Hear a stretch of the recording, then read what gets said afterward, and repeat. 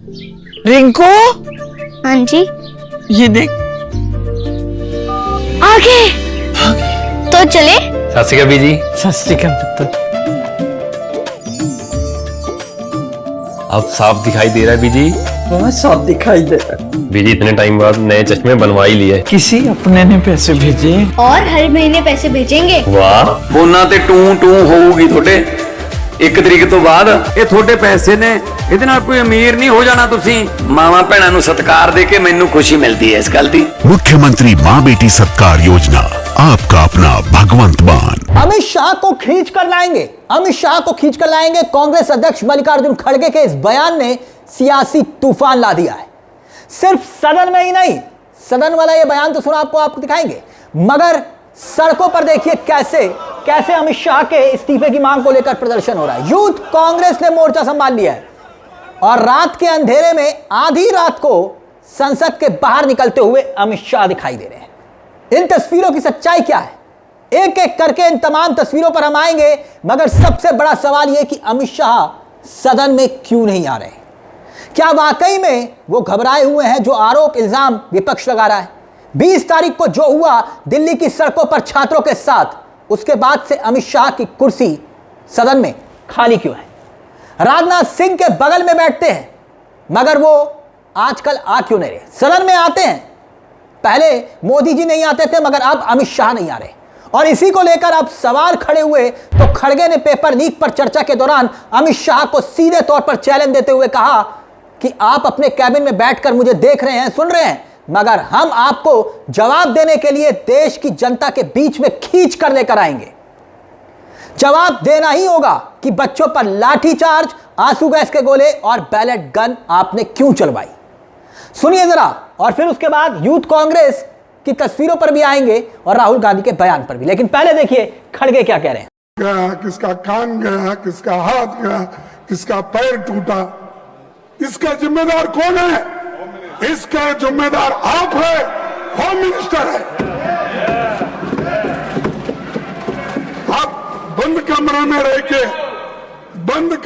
रह के आप सुन रहे होंगे मेरी बात, लेकिन आप बंद कमरे में रह के बहुत दिन छुप नहीं सकते।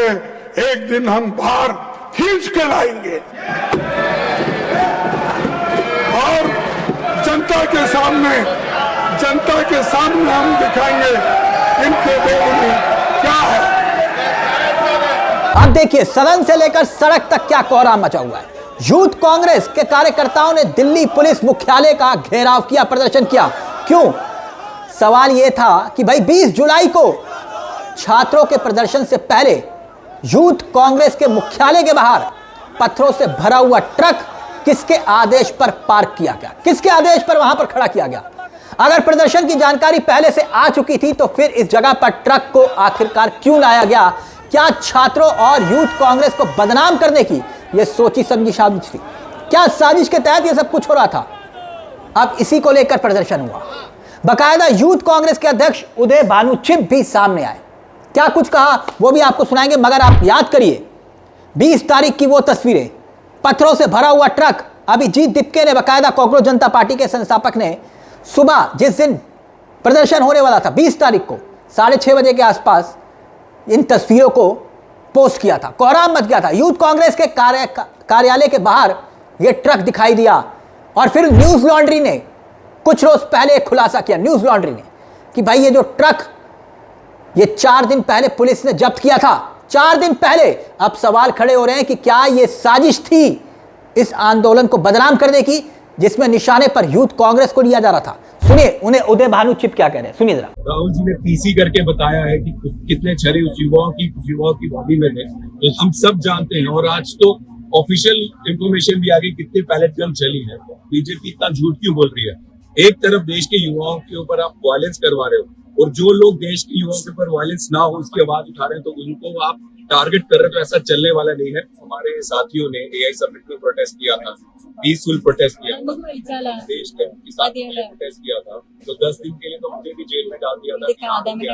10-11 दिन तक जब मैं एक ऑर्गेनाइजेशन को हेड कर लूं, मुझे जेल में डाल सकते थे। हमारे काफी यूथ कांग्रेस के साथियों के ऊपर फिजिकल टॉर्चर हुआ 4 दिन तक। उस कारण मैंने अपनी गिरफ्तारी की। तो 4 दिन उन लोगों को मारा गया, 30 डिग्री दिया गया, जो लोग पहले पकड़े गए थे यही समझ में। तो क्या वो मांग रहे थे? वो इसलिए प्रोटेस्ट कर रहे थे, वो देश के किसानों के लिए प्रोटेस्ट कर रहे थे, लेकिन कोई आवाज ना उठाए इनके खिलाफ, तो फिर वो लाठी भी मारते हैं, 30 डिग्री भी देते हैं, और हमारे लोगों ने वो सहा है। वैसे राहुल गांधी इस पूरे मुद्दे को लेकर लगातार सवाल उठा रहे हैं अमित शाह पर, बार बार निशाना साध रहे हैं सदन में। आखिरकार अमित शाह संसद में आ क्यों नहीं रहे, जवाब क्यों नहीं दे रहे? भाजपाई तस्वीर पोस्ट कर रहे हैं कि देखिए रात को 12 बजे, बीजेपी समर्थक कह रहे हैं कि देखिए अमित शाह रात को 12 बजे संसद से आ रहे हैं। तो सवाल ये कि अमित शाह सदन में हैं, मतलब वो अपने दफ्तर में हैं, और फिर संसद के भीतर आकर जवाब क्यों नहीं दे रहे? अब क्या यहां पर सवाल नहीं खड़ा होता? मोदी के सबसे ताकतवर मंत्री आखिरकार भाग क्यों रहे? और यह बात राहुल गांधी सदन में बार बार उठा रहे हैं कि अमित शाह सवालों का जवाब देने से डर रहे हैं। सुनिए जरा राहुल गांधी का यह पुराना बयान। The so-called Home Minister of this country does not have the courage to come and sit here. He does not have the courage to come and sit here. I saw the Home Minister, sir. Carcade. Sir, I saw the carcade. 30 cars. With the Home Minister sitting inside the car. Like that. Looking. Shaking. Pahalgam आतंकी हमला हुआ, कोई गलती नहीं। पुलवामा में आतंकी हमला हुआ 2019 में, कोई गलती नहीं। उरी में आतंकी हमला हुआ, अमित शाह की कोई गलती नहीं। 2020 में दिल्ली में दंगा हुआ, अमित शाह की कोई गलती नहीं। खैर सवाल खड़े हो रहे हैं, विपक्ष सवाल उठा रहा है, और बकायदा यूथ कांग्रेस ने जो ट्वीट किया देखिए आपकी स्क्रीन पर, अमित शाह जवाब दीजिए और इस्तीफा भी। 20 जुलाई को छात्रों के प्रदर्शन के पहले यूथ कांग्रेस के मुख्यालय के बाहर पत्थरों से भरा हुआ ट्रक किसके आदेश पर खड़ा किया गया था? अगर प्रदर्शन की जानकारी पहले से थी तो उसी जगह ऐसे ट्रक को क्यों खड़ा किया गया, लाया गया? क्या यह महज संजोग था या छात्रों और यूथ कांग्रेस को बदनाम करने की सोची समझी साजिश?